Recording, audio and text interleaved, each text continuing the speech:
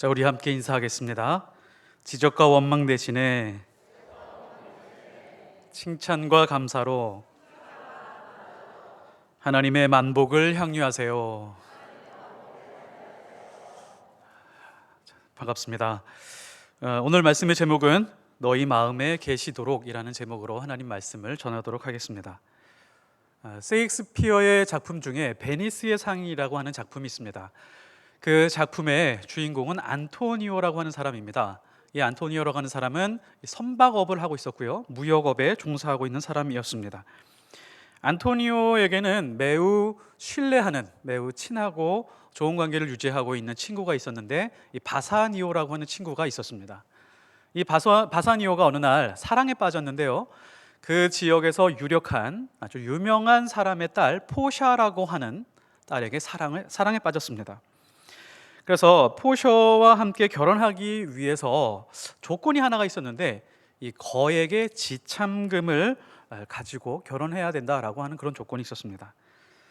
자, 이러한 고민을 안토니오에게 바사니오가 털어놓기 시작을 하는데요, 안토니오가 도와주고 싶었습니다.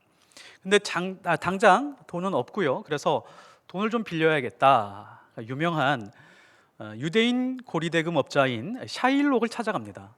샤일록과 함께 계약을 하게 되는데, 3개월 안에 저의 선박이 멀리서 돌아오는데 그때 이 돈을 지불해 드리도록 하겠습니다. 지참금을 좀 빌려 주십시오 라고 이렇게 계약하고 보증을 썼습니다. 근데 이 계약 내용이 좀 잔인한 내용이었습니다.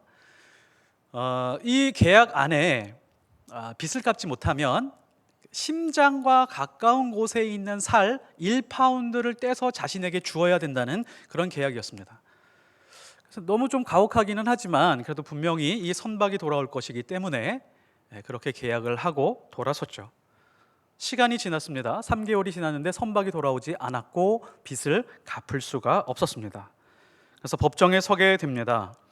근데 이 법정에서 매우 유명하고 현명하고 지혜로운 판결이 나오죠. 살 1파운드를 잘라서 샤일록에게 주어라. 그러나 피는 단 한 방울도 흘려서는 안 된다라고 이렇게 판결을 내립니다. 아주 멋지고 근사한 판결이죠. 제가 드리고 싶은 말씀은 이 판결이 아니라 이 작품 안에 나오는 하나의 대사입니다. 아주 멋진 대사가 있는데요, 신뢰는 아는 것보다 더 고상한 지식이다. 아는 것보다 더 고상한 지식은 신뢰이다, 믿음이다 라고 하는 그런 대사입니다. 여기서 우리는 두 가지 중요한 교훈을 얻을 수가 있습니다. 첫 번째는 아는 것, 그냥 알고 있는 것보다도 더 심화시켜서 최상으로 아는 것은 믿음과 신뢰라고 하는 것입니다.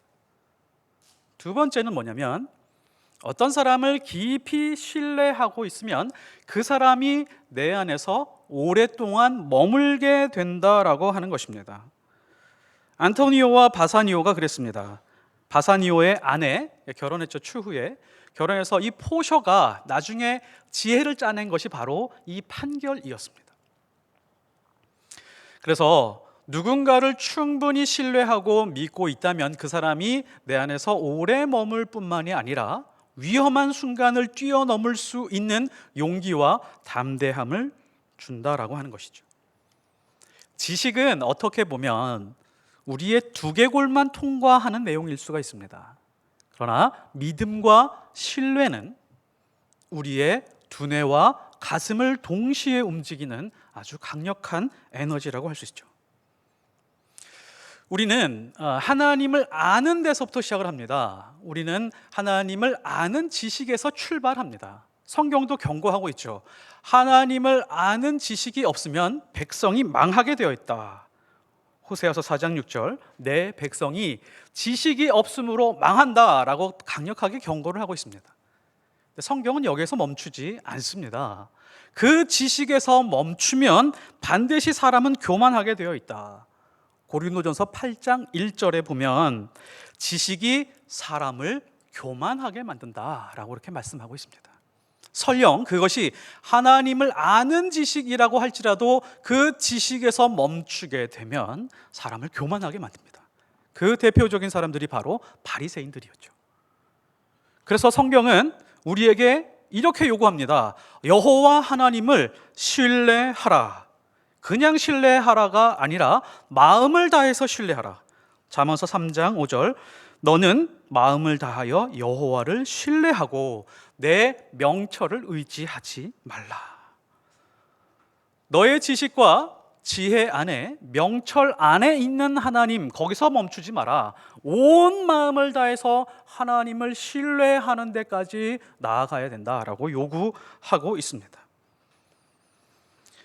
이사야서 26장 4절에도 보면 너희는 여호와를 신뢰하라. 근데 그 앞에 단서가 있습니다. 영원히 신뢰하라. 잠시 잠깐이 아니라 끊임없이 어떠한 순간에도 어떠한 고난이 다가와도 영원히 신뢰할 수 있어야 된다. 성경은 우리에게 말씀해 주고 있습니다. 주 여호와는 영원한 반석이심이라. 하나님을 신뢰하는 것은 어떠한 상황에서도 하나님을 내 안에서 깊이 오랫동안 머물게 하는 힘과 능력이 있습니다. 지식과 능력의 수준에서 이제 신뢰의 수준까지 가야 된다. 어떻게 해요? 온 마음을 다해서 끊임없이 포기하지 말고 중단하지 말고 하나님을 신뢰하라. 다니엘의 세 친구가 있습니다. 사드락과 메삭과 아벳느고. 자, 이 세 사람의 특징이 있죠. 속 사람이 매우 강한 사람들이었습니다. 강력한 멘탈을 가지고 있던 그런 사람들이었습니다. 세 친구가 결박을 당했습니다. 맹렬히 타오르고 있는 불 앞에 놓여 있었습니다. 이 사람들이, 이 세 사람이 왕 앞에서 고백하는 내용을 한번 보십시오. 하나님이 우리를 맹렬히 타는 풀무불 가운데서 능히 건져낼 것입니다. 그리고 여기서 멈추지 않고요, 왕의 손에서도 건져낼 겁니다. 이 말은 안 해도 됐을 텐데 더 왕의 분노를 돋굴 수 있는 그런 말이었습니다. 당신의 권력과 당신의 모든 힘을 다해서 우리를 죽이려고 할지라도 하나님은 우리를 건져내실 겁니다 라고 하는 확고한 믿음과 신뢰가 있었습니다. 그런데 여기서 끝나지 않았죠. 그렇게 하지 아니하실지라도 당신의 모든 권력을 동원해서 우리를 죽이게 만들지라도 우리는 멈추지 않고 하나님을 신뢰할 것입니다. 설령 이 자리에서 불에 타서 없어진다라고 할지언정 하나님의 신뢰는 단 한 올도 불태울 수 없습니다 라고 완전한 신뢰와 완전한 믿음을 보여주고 있었습니다. 어떻게 보면 이렇게 구분할 수도 있습니다. 풀무불 가운데 하나님께서 우리를 구원해 주실 수 있다라고 하는 것은 지식에 가깝습니다. 하나님의 능력이 있습니다. 하나님은 홍해도 가르신 분이십니다. 하나님은 능력으로 우리를 구원해 주실 수 있는 분입니다. 여기까지는 어떻게 보면 지식을 기반한 믿음일 수 있습니다. 그러나 그리 아니하실지라도, 그렇게 하지 아니하실지라도 왕이 절하라고 하는 그 신에게 절할 수 없습니다. 왜냐하면 우리는 하나님을 완전하게 신뢰하고 있기 때문에 그렇습니다. 내 판단이 하나님의 뜻을 모를 수가 있으니까 불에 타 죽는다라고 할지라도 우리는 하나님을 신뢰합니다. 하나님에 대한 신뢰가 불 앞에서도 흔들리지 않고 하나님이 그들 안에 머물게 해 주셨다는 거죠. 우리는 계속해서 바울이 무릎 꿇고 간절히 기도하는 이 기도의 내용의 한가운데 들어와 있습니다. 17절에 보시면 믿음으로 말미암아 그리스도께서 너희 마음에 계시게 하시옵고. 무엇으로 말미암아? 믿음으로 말미암아입니다. 16절과 17절을 잘 보시면 이 믿음이라고 하는 것이 16절의 말씀과 17절을 연결해주는 아주 강력한 연결고리가 됩니다. 성령의 능력으로 속사람을 강건하게 한다라고 하는 것을 믿습니다. 그리고 그 믿음을 통해서 예수 그리스도가 너희 안에, 우리 안에 계시게 한다라고 하는 것 또한 믿습니다 라고 하는 그 아주 중요한, 아주 강력한 연결고리가 되고 있습니다. 여기서 더 중요한 것이 있습니다. 16절과 17절을 잘 살펴보면 우리 안에 성령과 예수 그리스도가 동시에 거주하고 있다라고 하는 것을 확인할 수가 있습니다. 그리고 동시에 거할 수 있도록 해야 된다라고 하는 것을 우리에게 알려주고 있습니다. 성령께서 우리 안으로 들어오셔서 능력으로 속사람을 강건하게 하십니다. 그 다음에 그 믿음을 통해서, 신뢰를 통해서 예수 그리스도가 너희 마음에 꼭 반드시 계셨으면 좋겠다, 그리고 계셔야 한다 라고 그렇게 기도하고 있는 것입니다. 여기에서 계시게 하다라고 하는 헬라어는요, 카토이케오라고 하는 겁니다. 계신다라고 하는 것은 잠깐 머물고 지나가는 존재가 아니라 영원히 함께 영구적으로 정착해서 지켜주는 것을 말합니다. 그래서 이 16절과 17절의 말씀은요, 굉장히 강력한 말씀입니다. 우리의 지식과 이성으로는 실감하지 못하고 있지만 이 말씀 안에 놀라운 능력이 있습니다. 어떤 능력이 있냐면 죽을 것을 살려낼 수 있는 능력이 있습니다. 로마서 8장 11절이 그것을 선포하고 있는데요, 예수를 죽은 자 가운데서 살리신 이의 영이 너희 안에 거하시면 그리스도 예수를 죽은 자 가운데서 살리신 이가 너희 안에 거하시는 이, 그러니까 예수의 영으로 말미암아 너희의 죽을 몸도 살리리라. 성령과 예수 그리스도가 우리 안에서 일하시면서 얼마나 큰 능력으로 일하는지 보여주는 아주 정확한 말씀이라고 할 수가 있습니다. 다니엘의 세 친구의 믿음이 바로 이 말씀에서 보이는 것입니다.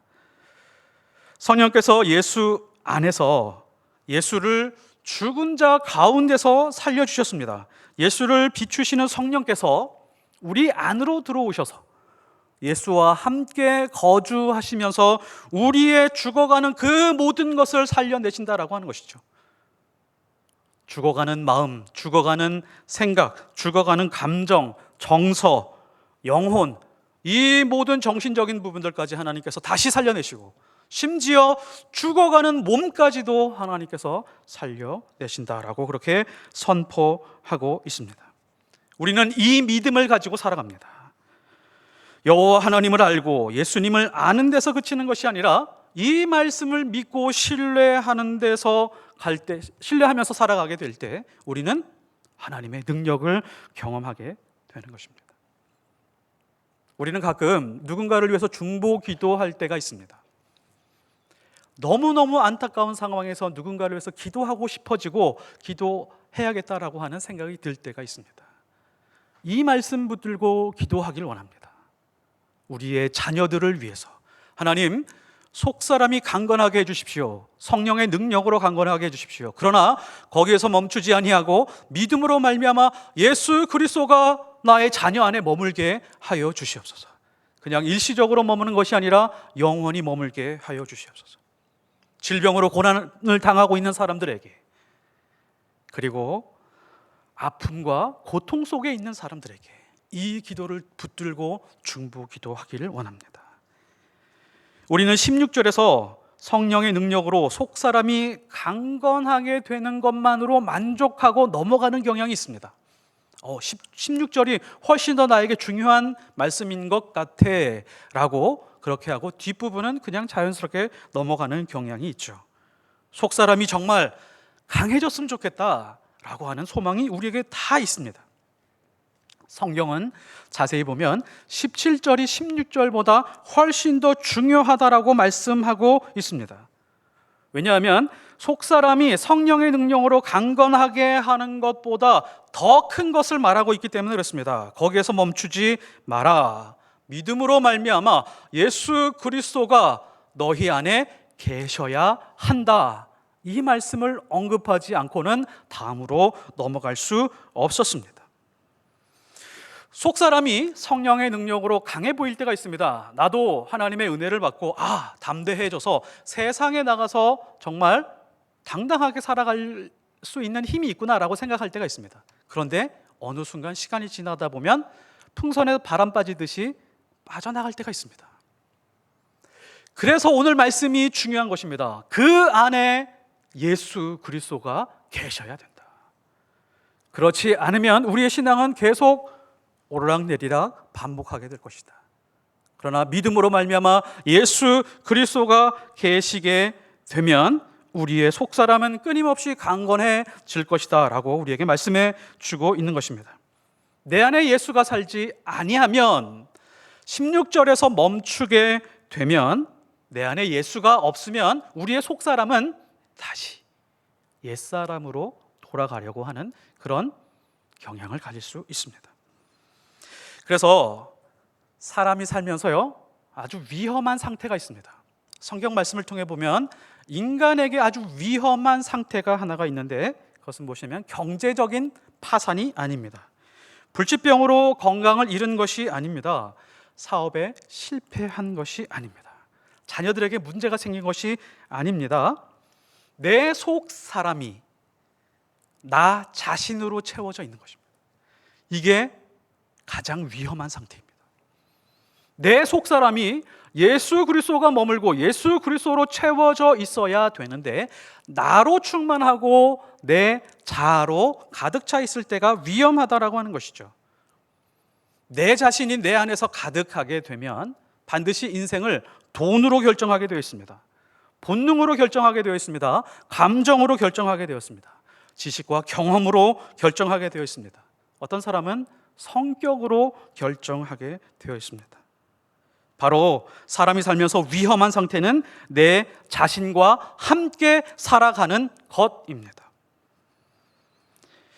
한 중년 남자가 만성 우울증을 치료하고 싶어서 유명하다라고 하는 심리학자를 찾아갔습니다. 그 심리학자가 칼 구스타프 융이라고 하는 사람입니다. 아주 유명한 사람이었죠. 당대의 유명한 심리학자였습니다. 첫 상담을 마치면서 그 남자에게 융은 이렇게 처방을 내립니다. 당신은 가만히 보니까 하루에 14시간을 일하는군요. 8시간으로 좀 시간을 줄이십시오. 그리고 퇴근하고 집으로 돌아오면 나머지 시간을 서재에서 혼자 지내보십시오. 그 다음에 다시 한번 만나서 이야기했으면 좋겠습니다. 그래서 이 남자는 융의 처방대로 일을 줄였습니다. 14시간에서 8시간으로 줄였습니다.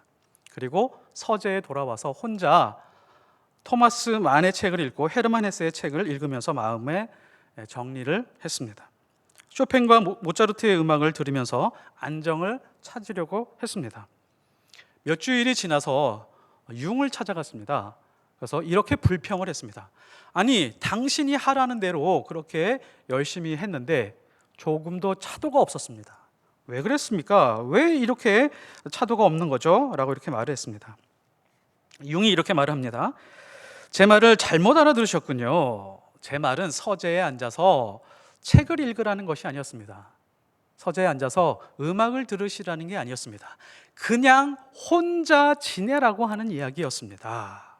라고 하니까 이 사람이 가만히 생각을 하다가 이렇게 이야기를 합니다. 이렇게 고백을 합니다. 제가 가장 하기 힘든 거를 하라고 하셨군요. 저는 나 자신보다 더 가치 있기 힘든 상대는 없습니다. 제가 제일 힘든 일이 있는데 저와 제 자신이 남겨져 있고 제가 제 자신을 상대하는 것입니다. 그래서 융은 이렇게 대답을 합니다. 하지만 그것을 확인할 수 있어야 됩니다. 그것으로 인해서 당신은 14시간 일하고 있고 당신뿐만이 아니라 다른 사람을 불쾌하게 만들고 있습니다. 라고 이렇게 말을 했다고 합니다. 이렇게요, 사람은 인생을 살면서 자기 자신이 몹시 불편하다라고 하는 사실을 압니다. 이건 불편한 진실 중에 하나이죠. 내 안에 내가 가득 채워져 있으면 어떤 것이 발동하냐면 순간순간 탐욕이 발동을 합니다. 시기와 질투가 발동을 합니다. 자연스럽게 거짓말을 합니다. 다른 사람을 뒤에서 뒷담화하기 시작을 합니다. 어리석은 짓을 할 때가 많이 있습니다. 이런 것을 하지 않는다면 다른 방식으로 나타나죠. 게으르거나 나태하거나 우월감을 가지거나 열등감을 가지고 살아가는 사람들이 바로 우리 자신이라고 하는 것이죠. 나 자신으로 내 안에 채워져 있으면 이런 현상도 가끔 일어납니다. 혼자 있을 때 중얼중얼거립니다. 그리고 어떤 사람에게 욕을 하는지 혼자 욕을 하는 사람들이 있죠. 자신이 혼자 있을 때 자기 자신이 매우 불편하다라고 하는 뜻입니다. 정확히 말하면 내 안에 하나님의 형상으로 채워져 있어야 되는데 내 자신의 형상으로 채워져 있으니까 계속해서 나는 내 자신이 불편한 것입니다. 그리고 다른 사람들도 매우 불편하게 불쾌하게 만들면서 살아가고 있는 것이죠. 나 자신만 정확히 그 현상을 파악하지 못하고 있습니다. 유명한 이야기가 있죠. 많이 알죠. 어떤 목사님이 정신병원에 갔는데요. 가서 어떤 사람이 질문하더랍니다. 당신 누구요? 그러니까 나 목사입니다. 그 옆에 있던 사람이 나는 모세다. 그랬더니 2층 침대에 있던 사람이 이랬답니다. 내가 너희를 보낸 적이 없어 라고 그랬다고 합니다. 내 안에 예수 그리스도가 계시지 않으면 사람은요 정신이 나간 채로 살아갈 수가 있습니다. 제가 좀 심한 말을 했나요? 정신이 나간 채로 살아가는 날들이 훨씬 더 많습니다. 제정신으로 살아가는 날들보다도. 사실 저는 성경보다도 조금 약하게 말씀을 드린 겁니다. 고린도후서 13장 5절의 말씀을 보면 너희는 믿음 안에 있는가 너희 자신을 시험하고 너희 자신을 확증하라. 예수 그리스도께서 너희 안에 계신 줄을 너희가 스스로 알지 못하느냐. 그렇지 않으면 너희는 버림받은 자 같으니라. 예수가 우리 안에 계시지 않으면 정신 나간 상태로 사는 사람보다도 훨씬 더 심한 버림받은 자의 삶으로 살아가는 것과 똑같다라고 그렇게 말씀해 주고 있습니다. 바울이 지금 무릎 꿇고 간절히 기도하는 이유 중에 하나가 바로 이것입니다. 너희 안에 예수가 없으면 버림받은 자의 삶의 모습으로 살아가게 될 것이다. 겉으로 보기에는 아무리 화려하고 돈 많고 인생을 잘 살아가는 것 같을지 모르지만 아무 문제 없고 편안해 보이고 근심과 걱정이 없어 보이지만 예수가 없는 상태라고 하면 버림받은 자의 모습으로 살아갈 수밖에 없다는 것을 성경이 우리에게 말해주고 있는 것입니다. 그래서 심리적 불안과 두려움, 슬픔과 눈물, 우울함과 고독 속에서 헤어나지 못하는 것입니다. 너희는 너희 자신을 시험하고 확증하라. 왜요? 왜 이렇게 말씀하고 있죠? 믿음 안에 있는지를 시험해 보라는 것입니다. 예수님이 너희 안에 있는지 내 안에 계신지 아닌지를 점검하라는 것입니다. 버림받은 자처럼 살고 있는 것은 아닌지 확인하고 하루하루 살아가라라고 하는 것이죠. 우리가 선택하고 결정하는 것들 속에 예수가 있습니까? 우리가 말하고 분노하고 화내고 우리가 누군가의 관계를 가지고 있는 그 관계 속에서 예수 그리스도가 있나요? 그렇지 않으면 우리 안에서 더러운 것을 기반으로 선택하고 결정할 수밖에 없습니다. 우리는 살아가면서 끊임없는 시험을 당합니다. 작은 시험을 당할 때도 있고 큰 시험을 당할 때도 있습니다. 어떤 사람은 경제적인 문제가 굉장히 큰 시험인 사람들이 있습니다. 돈 문제. 한 번 이상씩은 우리는 전부 다 이 시험을 경험해 봤습니다. 어떤 사람은 부모의 문제가 굉장히 큰 시험인 경우가 있습니다. 어떤 사람은 불치병이 큰 시험이기도 합니다. 인생의 시험은 너무너무도 다양하게 됩니다. 예수를 믿는 사람이나 믿지 않는 사람이나 모든 사람들, 시험을 당하는 모든 사람들은 근심하게 되어 있습니다. 성경도 마찬가지입니다. 근심하게 되어 있다. 시험을 당하는 자는 근심하게 되어 있다. 그러나 그 안에 예수가 있는 자는 다른 곳으로 이동하게 된다. 베드로전서 1장 6절. 그러므로 너희가 이제 여러 가지 시험으로 말미암아 잠깐 근심하게 되지 않을 수 없으나 그 다음에 어디로 이동하는지 보십시오. 오히려 크게 기뻐하는도다. 시험을 통해서 근심에서 시작을 했지만 기쁨으로 이동하고 있다는 것입니다. 왜요? 내 안에 예수 그리스도 때문에 그렇습니다. 7절에 보면 크게 기뻐하는도다. 너희 믿음의 확실함은 불로 연단하여도 없어질 금보다 더 귀하여 예수 그리스도께서 나타내실 때에 칭찬과 영광과 존귀를 얻게 할 것이니라. 불로 연단하여도 없어질 금보다. 다니엘의 세 친구가 겹쳐 보입니다. 우리 안에 이런 믿음의 확실함이 있다는 것이죠. 하나님에 대한 신뢰, 예수 그리스도의 그 거주하시고 내 안에 계시는 그 은혜와 능력이 이와 같다는 것입니다. 그래서 우리에게 시험은 믿음을 잉태하고 있는 인큐베이터와 같은 것입니다. 작은 시험은 작은 믿음을 생산합니다. 큰 시험은 큰 믿음을 생산하게 되어 있습니다. 작은 믿음이라고 하는 것은 이런 겁니다. 원인을 알 수 있는 겁니다. 이유를 알 수 있는 겁니다. 이해가 가고 납득이 가는 것들이 작은 시험이라고 할 수 있습니다. 예를 들어서 탕자가 아버지를 떠났죠. 이건 작은 시험이라고 할 수 있습니다. 가서 허랑방탕하게 살고 있었습니다. 그래서 다 가사를 탕진하고 그 다음에 돼지에게 줄 쥐염 열매도 받지 못하고 먹지 못하고 이렇게 쫄쫄 굶고 있었습니다. 생명의 위협까지 오는 그런 상황이었습니다.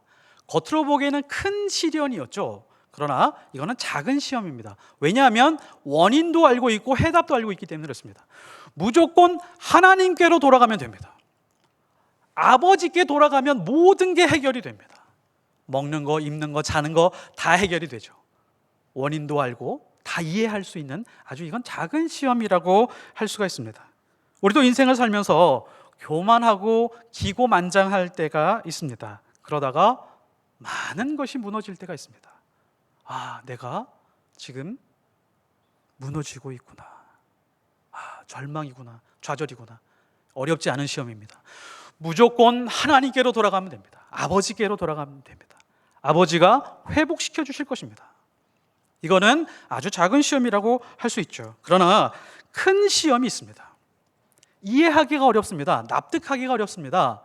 이성적으로 해석이 되지 않습니다. 그동안 배웠던 신앙으로 설명이 되지가 않습니다. 100세가 된 아브라함, 이삭을 낳았습니다. 하나님이 분명 하늘을 보면서 땅을 보면서 하늘의 별처럼 모래처럼 자손을 많이 주겠다고 약속을 해놓고 하나밖에 없는 이 자손을 바치라고 했을 때 이성과 믿음이 충돌하게 되어 있습니다. 이성이 마비되고 있습니다. 분명히 내가 알고 있는 하나님은 사랑의 하나님인데 왜 이렇게 안 좋은 것, 잘못된 것을 요구하고 있는 것인가? 하나님께서 준비해 놓으신 숫양으로 모든 긴장과 갈등이 풀리게 되죠. 그리고 여기서 증명이 되는 게 아브라함의 믿음이었습니다. 믿음이 커졌습니다. 믿음이 확장이 되었습니다. 히브리서 11장 17절 아브라함은 시험을 받을 때에 믿음으로 이삭을 드렸으니 이제 납득할 수 없는 그 큰 시험에서 시험을 통해서 얻어진 것은 큰 믿음이었습니다. 엘리야가 있습니다. 엘리야는 아합을 피해서 이세벨을 피해서 도망갔습니다. 그리시네가로 도망을 갔습니다. 그리시네가에 가만히 있는데 하나님께서 명령을 내립니다. 시돈으로 가라. 시돈으로 가는 것은 굉장히 위험한 곳입니다. 왜냐하면 이세벨의 고향이었기 때문에 그렇습니다. 나를 죽이려고 하는 사람의 고향으로 가서 숨으라는 겁니다. 이해가 되지 않습니다. 납득이 되지 않습니다. 그런데 거기 가서 숨었습니다. 좋습니다. 거기서 숨었으면 좋았을 텐데 거기 가서 좀 먹고 살게 할 때 좀 부유한 사람의 집에 가라고 했으면 좋겠는데 가난한 과부의 집으로 가게 합니다. 또 시험이 왔습니다. 하나님, 납득이 가지 않습니다. 왜 그러냐면 이게 불륜 스캔들이 일어날 수 있습니다. 저는 남자 혼자고 과부의 집으로 가게 되면 이거 다른 사람들이 봤을 때 이 불륜의 어떤 원인이 발생하는 게 되지 않을까요? 하나님에게 그렇게 생각이 될 수도 있는 그런 상황이었죠. 거기서 멈추지 않습니다. 마지막으로 한 끼 식사하고 죽으려고 했었던 그 엄마와 아들의 양식을 달라고 합니다. 그것을 뺏어서 먹습니다. 이해가 되지 않고 납득이 되지 않습니다. 전혀 합리적인 명령이 아닙니다. 그런데 그 큰 시험을 통해서 하나님을 더 깊이 신뢰하게 되었습니다. 엘리야도 그렇고 과부와 그 아들도 하나님의 역사와 능력과 은혜를 아주 크게 경험하는 그런 사건이 될 수 있었던 것이죠. 하나님은 큰 시험을 통해서 나의 생각과 이성과 감정보다도 더 높은 수준으로 이끌어 가십니다. 하나님의 수준으로 살도록 만들어 주십니다. 큰 시험을 통해서 큰 믿음으로 인도해 가신다라고 하는 것을 우리가 알고 믿고 깨닫고 걸어가야 될 것입니다. 하나님은 시험을 통해서 내가 가진 이해의 한계를 뛰어넘도록 만드십니다. 그래서 성경은 우리에게 어떻게 살아가야 되는지에 대해서 살아가는 방식을 명확하게 분명하게 알려주고 계십니다. 갈라디아서 2장 20절. 내가 그리스도와 함께 못 박혔나니 십자가에 못 박혔나니 그런즉 이제는 내가 사는 것이 아니요 오직 내 안에 그리스도께서 사는 것이라. 이게 그리스도인이 사는 방식입니다. 내 안에 가득했던 나를 십자가에 못 박고 예수 그리스도가 사시게 하는 것, 이 방식이 그리스도인이 살아가는 방식입니다. 이제 내가 육체 가운데 사는 것은 나를 사랑하사 나를 위하여 자기 자신을 버리신 하나님의 아들을 믿는 믿음 안에서 사는 것이라. 그 믿음 안에서 하나님이 거주하시고 예수 그리스도가 은혜와 능력을 부어주시면서 성령께서 우리의 속사람을 강건하게 하는 것입니다. 이것이 바로 그리스도인이 사는 방식입니다. 내 안에 내가 살고 있는 것은 불편한 것입니다. 시간이 지속될수록 불행한 것입니다. 십자가에 못 박아라. 그리고 내 안에서 예수가 함께 살게 하는 것, 그것이 가장 안전하고 가장 평안하고 가장 행복한 것이다. 이 시험을 우리가 통과할 수 있어야 됩니다. 내 안에 예수님이 사시면 우리도 사드락과 메삭과 아벳느고의 고백을 하면서 기뻐하고 감사하며 살 수 있습니다. 하나님, 그렇게 하지 아니하실지라도 하나님을 신뢰합니다. 하나님의 말씀 밖으로 한 발자국도 움직이지 아니하겠습니다. 예수 그리스도가 가신 길, 그 이외의 길은 쳐다보지도 않겠습니다. 내 안에 예수로 채워져 있지 않으면 우리는 반드시 불편하고 불쾌한 인생을 살게 될 것입니다. 말씀의 결론을 맺겠습니다. 우리는 성령의 능력도 알고 있습니다. 속사람이 강해진 것도 경험한 적이 있습니다. 우리가 여기서 멈추지 않고 확인해야 될 것이 있습니다. 내 안에 예수가 아니라 내가 살도록 방치하고 있지는 않은지 시험하고 확증해야 됩니다.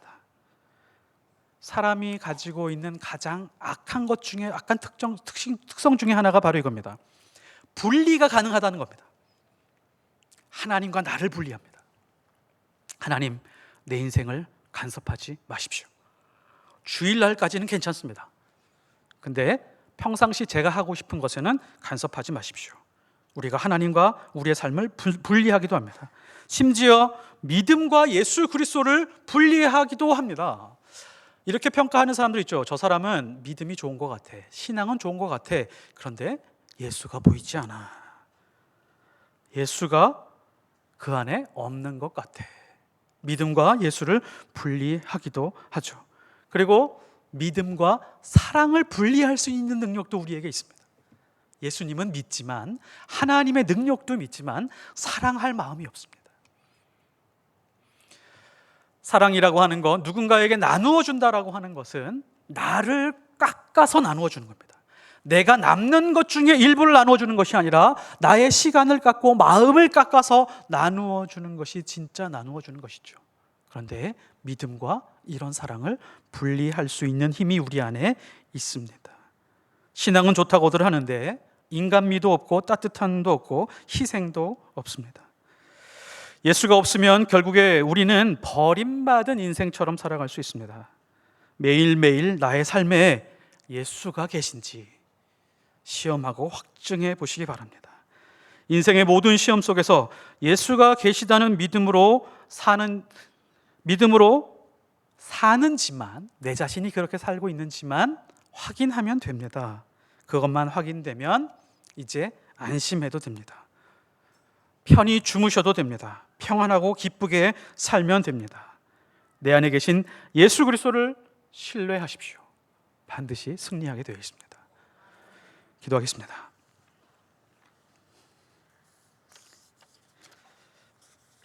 내가 그리스도와 함께 십자가에 못 박혔나니, 우리가 이 고백하며 살아가게 하여 주시옵소서. 그래서 이제는 내가 사는 것이 아닙니다. 내 안에 내가 살지 아니하고 오직 예수 그리스도가 사는 것으로 기쁨을 누리는 하나님의 백성들 되게 하여 주시옵소서. 비록 내가 육체 가운데 살아가고 있지만, 육신을 가지고 살아가고 있지만, 나를 사랑하신 분, 나를 위해 목숨을 버리신 그 하나님의 아들 예수 그리스도를 믿는 그 믿음 안에서 시험을 이기고 큰 시험도 넘어가는 그런 하나님의 사람들 되게 하여 주시옵소서. 주의 은혜와 영광을 찬송하고 감사드리며 예수 그리스도 이름으로 기도드렸사옵나이다. 아멘.